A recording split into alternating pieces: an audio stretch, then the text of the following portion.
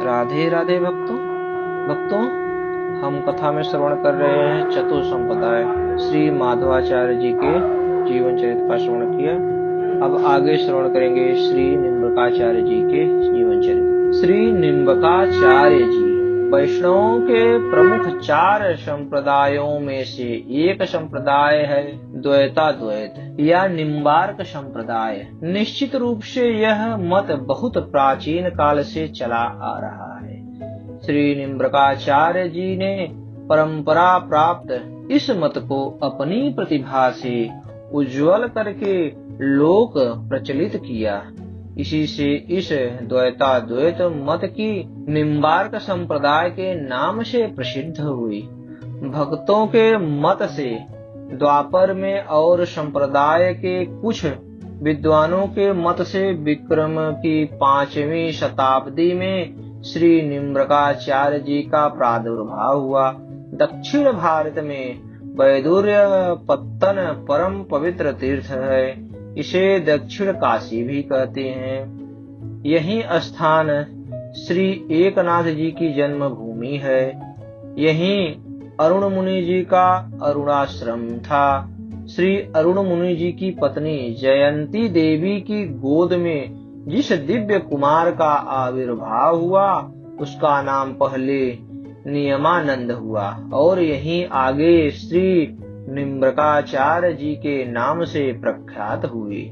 श्री निम्बकाचार्य जी के जीवन वृत्त के विषय में इससे अधिक ज्ञात नहीं है। वे कब गृह त्याग कर ब्रज में आए इसका कुछ पता नहीं है। ब्रज में श्री गिरिराज गोवर्धन के समीप ध्रुव क्षेत्र में इनकी साधना भूमि है। एक दिन समीप के स्थान में एक दंडी महात्मा आचार्य के समीप पधारे। 2 शास्त्रज्ञ महापुरुष परस्पर मिले तो शास्त्र चर्चा चलनी स्वाभाविक थी।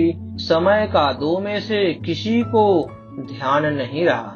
सायंकाल के पश्चात आचार्य ने अतिथि यति से प्रसाद ग्रहण करने के लिए निवेदन किया।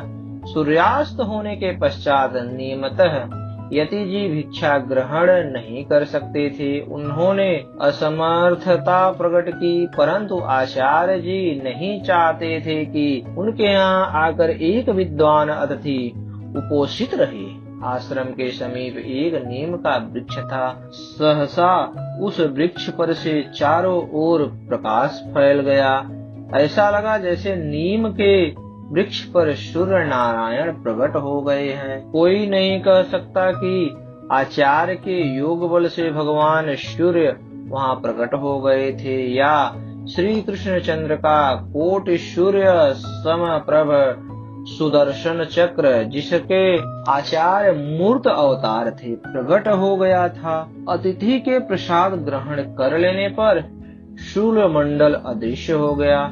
इस घटना से आचार्य निम्बादित्य या निम्बार्क नाम से विख्यात हुए। आचार्य का वह आश्रम निम्ब ग्राम कहा जाता है। यह गोवर्धन के समीप का निम्ब ग्राम है, माट के समीप का नीम गांव नहीं। ये यति जी उस समय जहाँ आश्रम बनाकर रहते थे वहाँ आज यतिपुरा नामक ग्राम है। श्री निम्बकाचार्य जी का वेदांत सूत्रों पर भाष्य, वेदांत सौरभ और वेदांत कामधेनु अथवा 10 श्लोक ये 2 ग्रंथ ही उपलब्ध हैं। ये दोनों ही ग्रंथ अत्यंत संक्षिप्त हैं। इसके अतिरिक्त कृष्णस्तवराज, वेदांत तत्वबोध, वेदांत सिद्धांत प्रदीप, स्वधर्माध्वबोध, ऐतिह्य तत्व सिद्धांत, राधाष्टक आदि कई ग्रंथ आचार्य के लिखे बताए जाते हैं। श्री निम्बकाचार्य जी के शिष्यों में एक नाम श्री औदुंबराचार्य जी का भी प्राप्त होता है। इनके उत्पत्ति की कथा बड़ी ही विलक्षण सुनने में आती है। कहा जाता है कि श्री निम्बकाचार्य जी महाराज भक्ति का प्रचार करते करते किसी ऐसे देश में पहुंच गए जहाँ के लोग भगवत भक्ति से विमुख थे। उन लोगों ने आचार्य श्री के साधु सेवा को देखकर उनके साथ उदंडता पूर्ण व्यवहार करना शुरू कर दिया, परंतु उनकी आशा के विपरीत आचार्य श्री शांत ही रहे और तनिक भी क्रोधित नहीं हुए। आचार्य श्री ने वहीं स्थित एक गूलर के वृक्ष के नीचे आसन लगा लिया और ध्यानस्थ हो गए। दुष्ट जनों को अब और अच्छा मौका मिल गया था।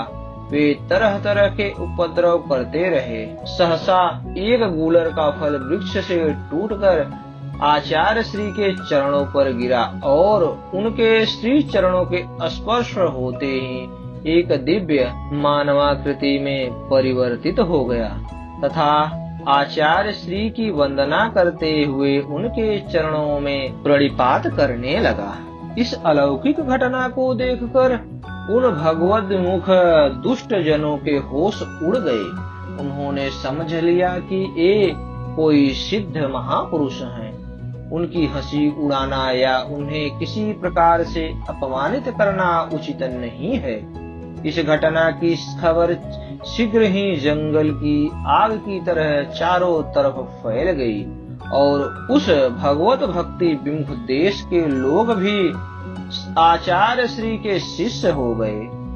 उदुम्बर गूलर फल से उत्पन्न होने के कारण उस दिव्य पुरुष का आचार्य श्री औदुम्बराचार्य नाम रखा और उसे भक्ति तत्व का उपदेश देकर भगवद्विमुख जीवों का उद्धार करने का आदेश दिया। श्री निम्बकाचार्य जी तथा उनकी परंपरा के अधिकांश आचार्यों की यह प्रधान विशेषता रही है कि उन्होंने दूसरे आचार्यों के मत का खंडन नहीं किया है। श्री देवाचार्य जी ने ही अपने ग्रंथों में अद्वैत मत का खंडन किया है। श्री निम्बकाचार्य जी ने प्रस्थान त्रयी के स्थान पर प्रस्थान चतुष्टय को प्रमाण माना और उसमें भी चतुर्थ प्रस्थान श्रीमद् भागवत को परम प्रमाण स्वीकार किया।